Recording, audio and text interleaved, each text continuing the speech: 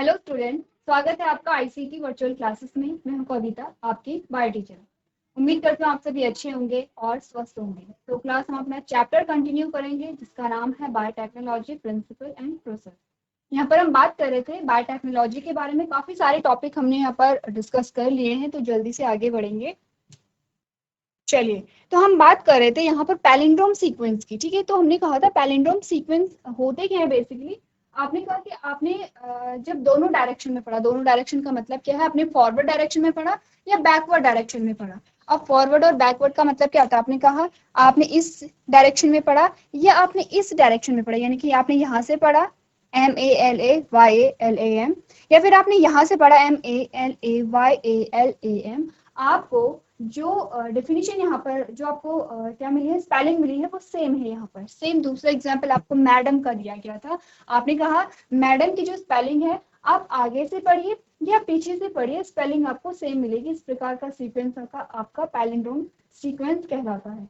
अब हम बात करते हैं डीएनए में। आपने कहा जो डीएनए है, जो नाइट्रोजनस बेस है, तो आपने क्या पढ़ा था, प्यूरिन पिरिमिडिन से क्या होते हैं, कनेक्ट होते हैं। ठीक है, तो आपने कहा कि यहाँ पर डीएनए का डबल स्ट्रैंड आपके पास आया है और आपने कहा कि जब आप 5 डैश से पढ़ना शुरू करते हैं, दो एंड होते हैं हमारे पास, 5 डैश 3 डैश, 3 डैश 5 डैश। ठीक है, तो आपने क्या बोला, आपने बोला कि जब भी आप 5 डैश से पढ़ना शुरू करेंगे आपको सेम ही सीक्वेंस मिलेगा। जैसे आपने कहा GAATTC, फिर आपने 5 डैश से पढ़ना शुरू किया तो आपने कहा GAATTC। तो हमने बोला कि जो यहाँ पर मॉलिक्यूलर सीजर होते हैं वो हमेशा पैलिंड्रोम सीक्वेंस से ही क्या करते हैं, कट करते हैं। ठीक है, हमने बोला कि जो डीएनए को कट करेंगे, जो आपके जेनेटिक सीजर आपने बात की है या फिर जो एंडोन्यूक्लियस की आपने बात की है, वो क्या करेंगे, हमेशा पैलिंड्रोम सीक्वेंस से कट करते हैं। क्लियर है, ये हमने बात की थी। अब थोड़ा सा आपको डीएनए के बारे में बता रहे, आपने कहा डीएनए क्या है, DNA double helix consist to complementary strands running anti parallel to each other. ये आप जानते हैं कि जो डीएनए है वो डबल स्ट्रैंड में, यानी कि दो स्ट्रैंड पाए जाते हैं, दोनों स्ट्रैंड एंटी पैरेलल होते हैं। यानी कि आपने बोला 5 डैश, आपने बोला 5 dash to 3 dash, 3 dash to 5 dash. आपने यहाँ पर क्या देखा, एंटी पैरेलल है, ऐसा तो नहीं है कि दोनों सेम ही है। यहाँ भी 5 डैश से शुरू हो रहा है तो यहाँ भी शुरू हो रहा है, ऐसा नहीं हुआ। आपने कहा 5 डैश से यहाँ शुरू हुआ तो ये दूसरा जो स्ट्रैंड है वो 3 डैश से शुरू होगा। इसे आप क्या कहते हैं, एंटी पैरेलल कहते हैं। Each adenine always pair with thymine, adenine हमेशा आपका, आपने क्या बोला, आपका एडेनिन, एडेनिन जो हमेशा होगा वो किससे पेयर होगा, थाइमिन से पेयर होगा। ये बात है किसकी, डीएनए की। लेकिन अगर हम आरएनए कहें तो यहाँ पे थाइमिन की जगह यूरेसिल आ जाता है। ठीक है, and guanine pairs with the cytosine, और ग्वानिन जो होगा वो साइटोसिन से पेयर होता है।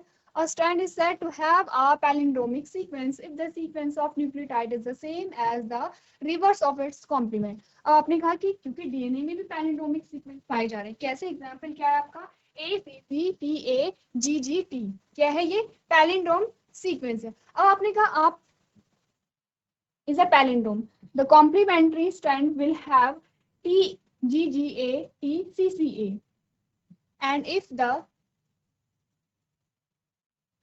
if it is reversed then it will be the same as the original sequence. That means if read from a backward, it is the complement of the forward nucleotide sequence. The two halves of the palindrome sequence are complementary to each other। ठीक है, ये आपको palindromic sequence के बारे में ही बताया गया है। सिर्फ आपको इतना ध्यान रखना है कि यहाँ पर जो डीएनए है वो डबल स्ट्रैंड होते हैं और दोनों जो स्ट्रैंड है वो एंटी पैरेलल है। यहाँ पे आपको एंटी पैरेलल दिखाए गए हैं। अब आपको ये बोला गया है कि यहाँ पर क्या पाए जाते हैं, आपने बोला यहाँ पर पैलिंड्रोमिक सीक्वेंस पाए जाते हैं। एग्जाम्पल में आपको ये दिए गए हैं। ठीक है, एक बार आप देखिए पैलिंड्रोमिक सीक्वेंस के बारे में। क्लियर है इतनी बात, तो चलिए ये आपने बात कर ली है। अब हम बात करते हैं, जब हमने बात की कि जो मॉलिक्यूलर सीजर होते हैं, ठीक है, जो मॉलिक्यूलर सीजर होते हैं, तो आपने बोला कि ये क्या करते हैं, दो प्रकार से यहाँ पर कट करेंगे, डीएनए को दो प्रकार से काटते हैं। जैसे एग्जांपल ले लीजिए GAATTC या GAATTC। ठीक है, अब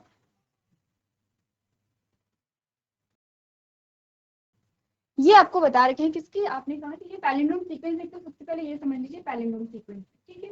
ये क्या है, आपको न्यूक्लियोटाइड दिखा रखा है। आपने कहा दो प्रकार से यहाँ पर जो डीएनए है, जो आपके मॉलिक्यूलर सीजर है, मॉलिक्यूलर सीजर समझ रहे हैं आप लोग, हमने दो प्रकार के मॉलिक्यूलर सीजर की बात की थी, एंडोन्यूक्लियस और एक्सोन्यूक्लियस की, ठीक है। तो हमने बोला कि जो यहाँ पर मॉलिक्यूलर सीजर होते हैं वो क्या करेंगे, यहाँ पर दो प्रकार से डीएनए को कट करेंगे, ठीक है। या फिर मॉलिक्यूलर सीजर को रिस्ट्रिक्शन एंजाइम भी कहते हैं या रिस्ट्रिक्शन एंडोन्यूक्लियस भी कहते हैं, क्लियर है इतनी बात। तो आपने बोला जो मॉलिक्यूलर सीजर है या जो रिस्ट्रिक्शन एंजाइम है वो दो प्रकार से कट करेंगे, एक तो बीचों बीच से, एक तो मिड पार्ट से करेंगे यहाँ से, ठीक है। मिड पार्ट आप समझ रहे हैं कि 3 यहाँ पर आ गए और 3 यहाँ पर आ गए हैं, एक तो बीच वाले पार्ट से करेंगे, ठीक है। एक वो कहाँ पर करेंगे, आपने बोला GAATTC, ये 5' 3' y का 3' to 5', इसमें आपने बोला GAATTC। अब दूसरा जो कट यहाँ पर लगेगा, ये कहाँ पर लगता है, जहां पर जो G और A के बीच में, यहाँ पर, यानी कि इस वाले स्ट्रैंड में यहाँ से कटेगा और इस वाले स्ट्रैंड में यहाँ से कटेगा। तो दो प्रकार से जो आपके रिस्ट्रिक्शन एंजाइम होते हैं वो डीएनए को काटते हैं, एक तो बीचों बीच से काटेंगे, मिड पॉइंट से काटेंगे। जब मिड पॉइंट से काटा जाता है तो आप इसे कहते हैं ब्लंट एंड, ठीक है, क्लियर है। आप क्या कहेंगे, इसे ब्लंट एंड कहेंगे। देखिए ये आ गया। अब आप कैसे याद रखेंगे, चलिए पहले एक बात समझ लीजिए, ये आपका क्या है, ब्लंट एंड है। अगर यहाँ पर कॉर्नर से काटा, यानी कि आपने कहा कि जी और ए के बीच से कट लगा है, तो आपने कहा इसे स्टिकी एंड, क्या कहेंगे, स्टिकी एंड कहेंगे। अब आप कैसे याद रखेंगे, इसलिए आपने कहा जो बीचों बीच से कट रहा है वो ब्लंट एंड से याद रख सकते हैं। बी से आप याद रख सकते हैं कि आपने क्या किया, बीचों बीच से काटा यहाँ पर, तो उसे आप ब्लंट एंड कह रहे हैं। और अगर कॉर्नर से कटा है तो स्टिकी एंड कह रहे हैं। इजी है, पढ़ ले क्या बोला गया है। Many restriction enzyme or restriction endonuclease identify a specific palindrome site and cut the DNA strand। पहले वही बात बताएंगे कि जो आपके रिस्ट्रिक्शन एंजाइम है वो रिकॉग्निशन साइट को रिकॉग्नाइज करेंगे और डीएनए को कट करते हैं। The mostly cut the DNA slightly away from the center of the palindrome and between the same two nitrogenous base in both the strand, they form a identical overhanging single strand at both ends of the strand. They are known as sticky ends due to their tendency to easily pair with a complementary strand and form a hydrogen bond। अब ध्यान दीजिए, यहाँ पर आपने कहा ये जो टूट रहा है, यहाँ पर ये जो एक दूसरे से जुड़े होंगे, किस बॉन्ड से जुड़े होंगे, सबसे पहले तो आप ये ध्यान दीजिए। देखिए दो प्रकार के बॉन्ड आपके पास यहाँ पर आएंगे, ठीक है। एक तो ये बॉन्ड है, एक तो ये बॉन्ड है, और एक ये है जो आप कह सकते हैं कि डीएनए की बैकबोन है। तो ये हमने क्या बोला, हाइड्रोजन बॉन्ड पढ़ा था हमने, ठीक है। यहाँ पर आपने हाइड्रोजन बॉन्ड पढ़ा था, तो आपने क्या बोला यहाँ पर, देखिए sticky and blunt and simple सा समझना है आपको, यहाँ पर देखना है। आपने कहा स्टिकी एंड्स में यहाँ पर आपने क्या देखा, ये जहाँ पर ग्वानिन और एडेनिन है वहां इसके बीच में कट लगा, ठीक है, इसके बीच में कट लगा, तो आपने क्या बोला, यहाँ पर हाइड्रोजन बॉन्ड भी ब्रेक हुए हैं। क्लियर है इतनी बात। ब्लंट एंड की आपने बात की तो आपने कहा कि दोनों क्या है, इक्वल पार्ट में डिवाइड हो गए हैं, दोनों क्या हुए, इक्वल पार्ट में डिवाइड हो गए, सिर्फ इतना सा आपको समझना है। तो जब भी हम यहाँ पर क्या करते हैं, हमने बोला अभी तक आप आइसोलेशन ऑफ डीएनए कर चुके हैं, आपने डीएनए को आइसोलेट कर लिया है, डीएनए की फ्रेगमेंटेशन आपने कर ली है, फ्रेगमेंटेशन के बाद आपने डीएनए के फ्रेगमेंट को सेपरेट कर लिया, अपना जीन ऑफ इंटरेस्ट आपने ऑब्टेन कर लिया है। अब नेक्स्ट जो हमारे पास स्टेप आएगा, अब हम क्या करेंगे, जो हमारा जीन ऑफ इंटरेस्ट है उसे आप वेक्टर के अंदर इंसर्ट करेंगे। उससे पहले कुछ इंपॉर्टेंट चीजें हम लोग यहाँ पर डिस्कस करें, जैसे कि इससे पहले आपने क्या बात की है, आप यहाँ पर बात कर रहे थे, आपने विजुअलाइज कर लिया है डीएनए को, अपने जीन ऑफ इंटरेस्ट को ऑब्टेन कर लिया। अब हम रिस्ट्रिक्शन मॉडिफिकेशन सिस्टम के बारे में बात कर रहे थे, जिसमें आपने पढ़ा था कि जो रिस्ट्रिक्शन एंजाइम है वो एक्चुअली में आए कहाँ से, आपने कहा प्रोकैरियोट से आए हैं, ठीक है। इसके बाद हमने करना क्या था, रिस्ट्रिक्शन एंजाइम की नेमिंग आप कर रहे हैं। नेक्स्ट हमने क्या करना था कि जो हमारा जीन ऑफ इंटरेस्ट है उसे वेक्टर के अंदर डालना था। लेकिन हम क्यों अभी भी रिस्ट्रिक्शन एंजाइम की बात कर रहे हैं जबकि हमने अपना डीएनए काट दिया, क्योंकि आपको देखिए वेक्टर के बारे में जब आप बात करेंगे, वेक्टर एज अ व्हीकल हम यहाँ पर देख रहे हैं, अपने का वेक्टर के अंदर जब आप अपने डीएनए को या आप अपने जीन ऑफ इंटरेस्ट को इंसर्ट करेंगे तो कैसे करेंगे, आपको कहीं ना कहीं से वेक्टर को काटना पड़ेगा और वहां बीच में फिट करना पड़ेगा। ये सेम ऐसा है जैसे कि ये है फॉर एग्जाम्पल ये वेक्टर है, समझ लीजिए ये वेक्टर है।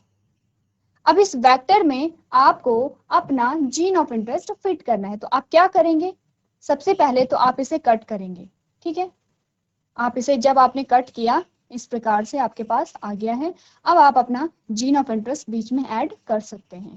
तो आपने जब इसे कट किया, जब आपने वेक्टर को कट किया, तो उसके लिए भी आप रिस्ट्रिक्शन एंजाइम यूज करेंगे। और आपको ध्यान देना है, सबसे इंपॉर्टेंट पॉइंट है कि जिस रिस्ट्रिक्शन एंजाइम का यूज आपने डीएनए को कट करने के लिए किया था, उसी रिस्ट्रिक्शन एंजाइम का यूज आप वेक्टर को कट करने के लिए करेंगे। क्यों ऐसा होता है, ये इसी बात को समझने के लिए हम पैलिंड्रोम की बात कर रहे हैं, हम किसकी बात कर रहे हैं, स्टिकी एंड्स और ब्लंट एंड की बात कर रहे हैं। ठीक है, अब नेक्स्ट जो आपके पास आएगा ligation of desired DNA fragment into the vector. ठीक है, अब वेक्टर की बात कर लेते हैं, जो हमारा टॉपिक आया है अभी। जो हमारा क्वेश्चन है जिसमें हमने कहा था कि सेम रिस्ट्रिक्शन एंजाइम आपको यूज करना है वेक्टर के लिए भी और किसके लिए, जो डीएनए है उसके लिए भी। उसका रीजन क्या है वो हम अभी कुछ देर में डिस्कस करेंगे। तो थोड़ा पहले वेक्टर के बारे में बात कर लेते हैं। ठीक है, वेक्टर होता क्या है, आपने बोला जो वेक्टर है वो एक साधन के रूप में हम इसे यूज करते हैं। तो अलग अलग सेल के लिए जो वेक्टर होता है वो अलग अलग यूज होता है। जैसे कि अगर हम बात करें बैक्टीरियल सेल की, अगर हमने बात की है बैक्टीरियल सेल की,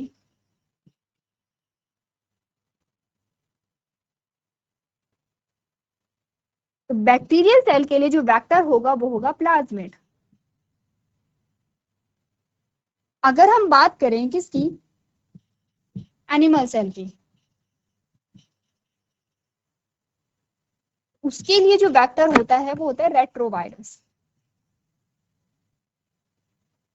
ठीक है, तो प्लाज्मिड और रेट्रोवायरस हम अलग अलग सेल के लिए यूज कर रहे हैं एज अ वेक्टर। वेक्टर क्या हमने कहा, एज अ व्हीकल है।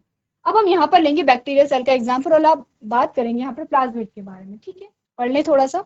Vector is any DNA molecules that is responsible for the carrying of the desired gene that needs to be inserted into the host organism। सबसे पहले तो बात कीजिए कि वेक्टर एक्चुअली में है क्या, डीएनए मॉलिक्यूल है। कैसे डीएनए मॉलिक्यूल है, अगर हम रेट्रोवायरस की बात करें तो वायरस भी क्या करेगा, अपना जेनेटिक मटेरियल ही ट्रांसफर करता है। क्योंकि आपने रेट्रोवायरस के जेनेटिक मटेरियल को मॉडिफाई कर दिया है। अब आप मॉडिफाई क्या किया, आपने जीन ऑफ इंटरेस्ट उसमें फिट किया, उसने अपना जो डीएनए है वो एनिमल सेल में क्या कर दिया है, ट्रांसफर कर दिया है। और क्या होगा, वहां पर उसकी कॉपी बनेगी जेनेटिक मटेरियल की। ठीक है, अब हम बात करते हैं सेकेंड जो एग्जांपल हमने लिया था प्लाज्मिड। प्लाज्मिड एक्चुअली में क्या है, आपको एक बैक्टीरियल सेल यहाँ पर दिखाई दे रही है, ये आपके पास बैक्टीरियल सेल आई है। ठीक है, सिर्फ बात करेंगे यहाँ पर जेनेटिक मटेरियल। एक तो ये है इसका जेनेटिक मटेरियल, किसका, बैक्टीरियल सेल का। आपने कहा बैक्टीरियल सेल का जो जेनेटिक मटेरियल होता है वो सर्कुलर होता है। एक और चीज आपको दिखाई दे रही है, जो आपको ये रिंग जैसे स्ट्रक्चर दिखाई दे रहे हैं। अब ये क्या है, एक्स्ट्रा जेनेटिक मटेरियल है, ध्यान दीजिए, ये है एक्स्ट्रा जेनेटिक मटेरियल। ठीक है, ये भी जेनेटिक मटेरियल है और एक्स्ट्रा जेनेटिक मटेरियल है, यानी कि ये क्या होगा, एक्स्ट्रा डीएनए होगा किसमें, आपने कहा बैक्टीरिया में। ठीक है, इसका मतलब क्या हुआ, अगर आपने प्लाज्मिड को निकाल भी दिया है तो बैक्टीरिया सेल पे कोई फर्क नहीं पड़ता है। तो यहाँ पर जो प्लाज्मिड है वो एज अ व्हीकल यूज किया जाता है। क्लियर है की बात कि प्लाज्मिड क्या है और क्यों हम कह रहे हैं कि वेक्टर क्या होता है, डीएनए मॉलिक्यूल होते हैं। अब एग्जांपल आपके पास प्लाज्मिड आ गया है, the plasmid is an extra chromosomal autosomally replicating genetic content that is present in the bacteria and is different from the other chromosomal DNA। अब जो बैक्टीरिया होता है वो एक्स्ट्रा जेनेटिक मटेरियल है बैक्टीरियल सेल में, जो कि क्या होता है, सेल्फ रेप्लिकेटिंग होता है। क्लियर है, कैसा है, सेल्फ रेप्लिकेटिंग। सेल्फ रेप्लिकेटिंग का मतलब है अगर सेल रेप्लिकेट नहीं भी कर रही है तो जो यहाँ पर प्लाज्मिड है वो खुद ब खुद रेप्लिकेशन करने लग जाते हैं। ये प्लस पॉइंट है। जब आपको अपने जीन की कॉपी बनानी होगी तब क्या होगा, जो प्लाज्मिड है वो रेप्लिकेशन करते रहेंगे। क्लियर है इतनी बात, इजी है, अभी तक हमने कोई डिफिकल्ट चीज नहीं देखी है। अब हम बात करेंगे ligation of desired DNA fragment into the vector. अब हमने जो अपना जीन ऑफ इंटरेस्ट लिया है उसे हम कहाँ इंसर्ट करेंगे, आपने कहा उसे हम वेक्टर के अंदर फिट करेंगे। अब हम बात करेंगे स्टिकी एंड और ब्लंट एंड की। सबसे पहले तो हमने क्यों ये बात की है, हमने बोला कि हम स्टिकी एंड्स को यूज करते हैं, ब्लंट एंड को यूज नहीं, क्यों नहीं कर रहे हैं, इसका आंसर जानेंगे। और इसका आंसर भी जानेंगे कि क्यों हम रेस्ट्रिक्शन जो एंजाइम है वहां पर सेम रेस्ट्रिक्शन एंजाइम को हम यहाँ पर यूज करेंगे। सबसे पहले आप थोड़ा सा इमेज को देख लीजिए और समझ लीजिए। चलिए, तो अब हम बात कर लेते हैं कि किस प्रकार से आप जीन ऑफ इंटरेस्ट को अपने जो वेक्टर है उसके अंदर इंसर्ट करेंगे। ठीक है, सबसे पहले आपके पास दो चीजें हैं, एक तो प्लाज्मिड आपको बताया गया जो सर्कुलर होता है, प्लाज्मिड होता है। ठीक है, कैसा है प्लाज्मिड, इस प्रकार का जो आपको स्ट्रक्चर दिखाया गया, यानी कि ये प्लाज्मिड है आपका, और ये आपका है डीएनए टू बी इंसर्टेड, ये आपका है जीन ऑफ इंटरेस्ट। अब हमने बोला था कि हम सेम ही रिस्ट्रिक्शन एंजाइम का यूज करेंगे दोनों को काटने के लिए, इसको काटने के लिए आपका डीएनए जो फ्रेगमेंट है, और इसको भी काटने के लिए जो कि आपका क्या है यहाँ पर प्लाज्मिड है। क्यों? क्योंकि हमने देखा, क्योंकि जब हमने रेस्ट्रिक्शन एंजाइम की बात की थी तो हमने कहा था ये क्या करते हैं, स्पेसिफिक सीक्वेंस को पहचानेंगे। ठीक है, वो सीक्वेंस होंगे पैलिंड्रोमिक सीक्वेंस होंगे, वहीं से कट करते हैं, और एक विशिष्ट जो वहां पर क्रम होगा उसे पहचानेंगे, जो न्यूक्लियोटाइड का जो नाइट्रोजनस बेसिस का जो वहां पे क्रम होता है उसे पहचानते हैं, वहां पर कट करते हैं। ठीक है, अब क्या होगा, अगर आप दोनों को एक ही रिस्ट्रिक्शन एंजाइम से काटेंगे तो दोनों की जो रिकॉग्निशन साइट होगी वो एक ही होगी। क्लियर है इतनी बात? ये सेम वैसा ही है जैसे कि हमने बोला आपके पास दो स्ट्रैंड है, एक ये वाला है और एक ये वाला है, 1 2 3 4 5, 1 2 3 4 5। अब आपने बोला हमारे पास एक ऐसी सीजर है, एक ऐसी कैंची है जो यहाँ पे इस स्ट्रैंड को 3 और 4 के बीच में काटती है, और ये भी क्या करेगी, 3 और 4 के बीच में काटेगी। क्योंकि हम एक ही प्रकार की कैंची का यूज करें, हमने कहा इसको काटने के लिए हम एक ही कैंची का यूज करेंगे। कैंची क्या करती है, रिकॉग्निशन साइट को क्या करेगी, रिकॉग्नाइज करेगी। ठीक है, अब जब उसने रिकॉग्नाइज की तो वो जो कैंची है वो हमेशा कहाँ से काटेगी, 3 और 4 के बीच में काटेगी। तो आपने कहा ये स्ट्रैंड भी वहीं से कटेगा और ये स्ट्रैंड भी वहीं से कटेगा। तो आपके पास क्या आ गए हैं, अब आपने कहा फॉर एग्जाम्पल अलग अलग कलर में हम दिखा देते हैं ताकि आपको अच्छे से समझ आ जाए। ठीक है, ये यहाँ से कट गया, 1 2 3 4 5। ठीक है, अब क्या हुआ, आपके पास रिजल्ट क्या आया, आपके पास रिजल्ट ये आया, ये और ये दोनों अलग अलग स्ट्रैंड हो गए हैं, जिसमें 1 2 3 ये आ गया, 1 2 3 ये आ गया। सेम सेम जो रेड वाला स्ट्रैंड है उसमें भी ऐसे हुआ, 1 2 3 ये अलग हो गया है, 1 2 3 अलग हो गया है। ठीक है, हो गया, यानी कि आपके पास रिजल्ट ये आए हैं। अब मैं इनको हटा दूं, इन वाले स्ट्रैंड को हटा दूं ताकि आप समझ सकें। चलिए, रिजल्ट आपके पास ये आया है। अब आपने करना क्या है, अब आपका जो मेन एम था वो था कि आपको इसको इसमें इंसर्ट कराना था। ठीक है, अब इसमें इंसर्ट कैसे करेंगे, क्योंकि एक सीक्वेंस तो आपको चाहिए। तो क्या हुआ, यहाँ पर ये वाला जो स्ट्रैंड है ये इसके साथ जुड़ सकता है, बिल्कुल जुड़ सकता है, और जब जुड़ेगा तो क्या बनाएगा, जो सीक्वेंस बनेगा वो कैसे बनेगा, अगर हम इसे देखें तो आपने कहा ये जो सीक्वेंस बनेगा इस प्रकार से बनेगा, 1 2 3 4 5 6 5 तक था। ठीक है, क्लियर है? अच्छा, ये 4 5 6 होगा, ये क्या होगा, आपने बोला ये 1 2 3 है तो ये होगा 4 5, ये भी होगा 4 5। अब इस वाले एंड से ये वाला जो एंड है वो कनेक्ट हो गया है, आपको एक नया सीक्वेंस मिल गया है। कुछ इसी प्रकार का होता है यहाँ पर भी, कैसे आप देखते हैं, एग्जाम्पल ले ले। आपने बोला क्योंकि जो मॉलिक्यूलर सीजर हैं आपके वो क्या करेंगे, रिकॉग्निशन साइट को पहचानते हैं। तो आपने बोला प्लाज्मिड में जो रिकॉग्निशन साइट पहचानी गई वो क्या थी, GAATTC। ठीक है, क्लियर आपको दिखाई दे रहा है? ठीक है, आपने बोला जो प्लाज्मिड है उसके अंदर जो रिकॉग्निशन साइट है वो है GAATTC। ये क्या है, आपका पैलिंड्रोमिक सीक्वेंस है, नीचे से पढ़ ले आपने कहा GAATTC। अब हमने बोला यहाँ पर आपने जेनेटिक सीजर का यूज किया है, या मॉलिक्यूलर सीजर आप कहिए या रिस्ट्रिक्शन एंजाइम आप कहिए, और वहां पे आपने क्या बोला कि यहाँ पर आपको स्टिकी एंड मिले हैं। कैसे मिले हैं, क्योंकि यहाँ से कट लगा है, ठीक है, ये वाला और ये वाला। क्लियर है? जब ये कट लगा है तो ये इस प्रकार से खुल जाता है, जैसे आपने चाबी जैसा ये खुल जाएगा। कैसे खुलेगा, ये है G, और इस G के साथ क्या होगा, C कनेक्टेड है, बाकी T T A क्या है, फ्री है, और उसके बाद होगा G। ठीक है, ये तो क्या है आपका, ये होगा AATTC जो कि इससे कनेक्टेड है।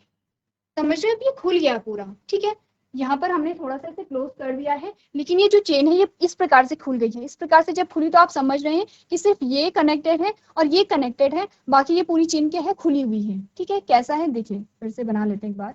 ये सी जो है इससे कनेक्टेड है और ये जो चेन है इस प्रकार से खुली हुई है। इसका मतलब क्या है कि यहाँ पर एक सीक्वेंस आ सकता है, यहाँ पर एक सीक्वेंस, क्योंकि ये दोनों क्या है, खुले हुए हैं, और यहाँ पर भी एक सीक्वेंस आ सकता है। तो अब इमेज में देखिए, आप इमेज में क्या हुआ, आपने बोला रिस्ट्रिक्शन एंजाइम ने यहाँ से काटा, तो जो आपका डीएनए था, डीएनए में भी आपका वही क्या है, रिकॉग्निशन साइट है, आपने कहा GAATTC, यहाँ पर आपने क्या है, GAATTC, तो यहाँ पर भी कट सेम एक ही जगह से लगा है। कहाँ से लगा है, यहाँ से कट लगा है। ठीक है, ये वाला कट, ये नीचे ये जो कट लगा हुआ है। अब यहाँ पर क्या हुआ, जब दोनों को सेम रिकॉग्निशन साइट से काटा गया है, तो अब जो आपका जीन ऑफ इंटरेस्ट है वो इजीली यहाँ पर फिट हो जाएगा। कैसे फिट होगा, आप ध्यान दीजिए, ध्यान दीजिए। ये है आपका प्लाज्मिड। ठीक है, प्लाज्मिड में जो आपको ये कलरफुल जो डीएनए दिखा रखा है वो है आपका जीन ऑफ इंटरेस्ट, जो कि आपका इसमें इंसर्ट हुआ है। अब आप इसके सीक्वेंस को देखेंगे और इसके सीक्वेंस को देखेंगे, आपको सेम मिलेगा। आपने कहा GAATTC, GAATTC, क्लियर है। फिर आपने कहा GAATTC, GAATTC, सेम सीक्वेंस आपको मिला है। यही रीजन है यहाँ पर कि जो दोनों को काटने के लिए आप जो रिस्ट्रिक्शन एंजाइम यूज कर रहे हैं वो क्या होगा, सेम होगा। क्यों सेम होगा, ताकि यहाँ पर जो आपका जीन ऑफ इंटरेस्ट है वो इजिली किस में फिट हो जाए, आपके प्लाज्मिड में फिट हो जाए। क्लियर है, यही चीज पढ़ लें आगे। आपने बोला to introduce the foreign DNA into a circular vector, scientist carry cut a 3 step process, cutting out the gene. सबसे पहले क्या किया गया, जीन को काटा गया। Scientist first remove their gene of interest from the DNA sequence on either side of it. They can use restriction enzyme to do the cutting. These enzymes, which come originally from the bacteria, cut DNA at the specific sites in the sequence. ये आपको वही चीज बता रही है जब आपने क्या किया, डीएनए का आइसोलेशन किया और डीएनए के फ्रेगमेंटेशन किया। ये पैराग्राफ आपको वही बता रहा है। सेकंड है ओपनिंग अप द वेक्टर। आपको ये बता रहा है कि जब भी आपको अपना जीन ऑफ इंटरेस्ट वेक्टर के अंदर डालना है तो कौन कौन से स्टेप है। सबसे पहले तो आपको डीएनए को आइसोलेट करना है, डीएनए की फ्रेगमेंटेशन करनी है। अब आपको वेक्टर को खोलना है, ओपन करने। कैसे ओपन किया आपने बोला ये वेक्टर है। जब आपने इसे क्या किया, रिस्ट्रिक्शन एंजाइम यहाँ पर देखा तो आपने इस प्रकार से कट किया, इस प्रकार से खुला आपके पास। ठीक है, इस प्रकार से जब आपके पास खुला तो क्या आपने किया, आपने बोला next scientist make cut in the circular DNA sequence of the vector. They use the same restriction enzyme as they use to cut out the gene in first step.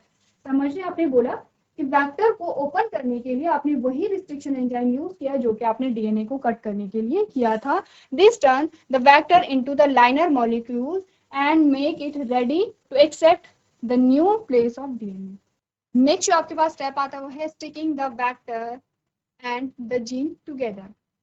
ठीक है, आपको बता रखा है the final step in cloning is to incorporate the DNA of interest into the vector. Scientists mix the gene and open vector together with a bacterial enzyme called a DNA ligase. The ligase takes DNA ends together to form a single circular molecule that includes the both vector and gene. अब आपने बोला कि जब आपने क्या कर दिया है, डीएनए को आपने कट किया, वेक्टर को आपने ओपन किया, वेक्टर को जब ओपन किया तो उसमें अपना जीन ऑफ इंटरेस्ट आपने फिक्स किया है। आपको ये कह रहे हैं कि जब यहाँ पर आपका देखिए ये एक सीक्वेंस है, ये एक सीक्वेंस है, ये एक सीक्वेंस आपके पास नया आया है। आपने कहा कि जब आपका रिकॉम्बिनेंट डीएनए आपके पास आता है तो ऐसा नहीं है कि वेक्टर और आपका जीन ऑफ इंटरेस्ट खुद ब खुद वहां पर क्या हो जाएंगे, कनेक्ट हो जाएंगे। जैसे कि आपने इस इमेज में देखा, आपने कहा यहाँ पर वेक्टर और आपका जीन ऑफ इंटरेस्ट अटैच हुए हैं, खुद ब खुद अटैच नहीं होंगे। यहाँ पर आप क्या करेंगे, एक एंजाइम का यूज करेंगे। ठीक है, जिसे आप क्या कहेंगे, डीएनए लाइगेज कहेंगे। डीएनए लाइगेज को आप डालते हैं जिससे कि क्या होगा, आपका जीन ऑफ इंटरेस्ट आपके वेक्टर से कनेक्ट हो जाता है। क्लियर है, और आपके पास क्या आया, रिकॉम्बिनेंट डीएनए आ गया है। अभी तक आपने क्या क्या चीजें कर ली है, डीएनए को आइसोलेट कर लिया है, फ्रेगमेंटेशन कर ली है। ठीक है, उसके बाद आपने अपना जीन ऑफ इंटरेस्ट ऑब्टेन कर लिया है, जीन ऑफ इंटरेस्ट को अपने वेक्टर के अंदर डाल दिया है। यहाँ तक की बात आप कर चुके हैं। क्लियर है यहाँ तक की बात। अब आपको थोड़ा प्लाज्मिड के बारे में बता रखा है, प्लाज्मिड के फंक्शंस के बारे में आपको बता रखा है। उससे पहले इस इमेज को आप थोड़ा सा समझ लीजिए। चलिए, तो अब बात कर लेते हैं वेक्टर के बारे में। वेक्टर के बारे में काफी सारी चीजें आप समझ चुके हैं। आपने कहा प्लाज्मिड, अब हम बात करेंगे प्लाज्मिड के बारे में। ठीक है, प्लाज्मिड के बारे में काफी सारी चीजें आप समझ चुके हैं, जैसे कि plasmid is a small inside circular in shape and it is piece of DNA that is not the same as chromosomal DNA. ठीक है, आपने कहा जो प्लाज्मिड होता है वो एक क्या है, जेनेटिक मटेरियल है, लेकिन आपने बोला ये जो क्रोमोसोमल डीएनए है उससे डिफरेंट होता है, सर्कुलर होता है शेप में और छोटा होगा, साइज में कैसा होगा, स्मॉल होगा। Its ability to replicate is independent of chromosomal DNA. यहाँ पर आपको बोला गया कि जो प्लाज्मिड है आपका रेप्लिकेट करता रहता है, इसीलिए आपको इसीलिए आपने इसको क्या किया था, सेल्फ रेप्लिकेटिंग माना था। They are usually found in bacteria, but they are also present in a multicellular organism. Mostly कहाँ पे पाया जाएगा, बैक्टीरिया में पाया जाएगा। फंक्शन की बात कर लेते हैं प्लाज्मिड की। आपने कहा plasmid have a various function and the list is given below. सबसे पहला है they carry at least one gene and most of the genes are helpful to their host organism. इसमें क्या पाए जाते हैं, जीन्स पाए जाते हैं जो कि क्या करेंगे, होस्ट ऑर्गेनिज्म की मदद करते हैं। they increase the survival of the organism। कैसे करते हैं आगे जाके बात करेंगे, जब आप एक प्लाज्मिड का एग्जांपल लेंगे तब आप बात करेंगे कैसे ऑर्गेनिज्म के सर्वाइवल में मदद करते हैं। Facilitate the process of replication, replication की प्रोसेस को क्या करते हैं, फैसिलिटेट करते हैं। अब आपके पास वेक्टर आते हैं। ठीक है, हमने कहा जो वेक्टर आपके आते हैं वो दो प्रकार के होते हैं। क्लोनिंग वेक्टर होता है, ठीक है, क्लोनिंग वेक्टर जैसे कि नाम ही इंडिकेट कर रहा है क्लोनिंग करेगा। जो आपने वेक्टर है, वेक्टर के अंदर जो आपने जीन ऑफ इंटरेस्ट इंसर्ट किया है वो क्या करेगा, वहां पर उस जीन ऑफ इंटरेस्ट की क्लोनिंग करेगा। ठीक है, चलिए, तो अगर हम डेफिनेशन पढ़े क्लोनिंग वेक्टर की, आपने कहा vector is a DNA molecule that is used to carry a foreign DNA into the host cell. It has the ability to self replicate and integrate into the host cell. These vectors have helped in analyzing the molecular structure of DNA. आपने कहा जो cloning vector, सबसे पहले तो vector का use हम क्यों कर रहे हैं, डीएनए को ट्रांसफर करने के लिए करें। क्लोनिंग वेक्टर क्या करेगा, आपका जीन ऑफ इंटरेस्ट है उसकी क्लोन बनाएगा, उसकी कॉपी बनाएगा। जैसे कि आप पीसीआर में पढ़ते हैं कुछ ऐसी ही प्रोसेस होती है। तो आपने बोला पीसीआर और क्लोनिंग वेक्टर में क्या डिफरेंस, आपने कहा ज्यादा अगर हम रिलायबल कहें तो क्या होता है, आपका क्लोनिंग वेक्टर होता है, क्योंकि ज्यादा एफिशिएंसी कहाँ पर पाई जाती है, आपके क्लोनिंग वेक्टर में पाई जाती है। क्लियर है इतनी बात। दूसरे प्रकार का वेक्टर भी आपके पास आता है, तो एक बार आप अपनी बुक को देख लेंगे, उस पैराग्राफ को देख लेंगे जिसमें क्लोनिंग वेक्टर की बात की गई है और एक दूसरे प्रकार की बात की गई है। तो आज के लेक्चर में हम इतना ही करेंगे। अभी तक क्लास में बने रहने के लिए आपका धन्यवाद।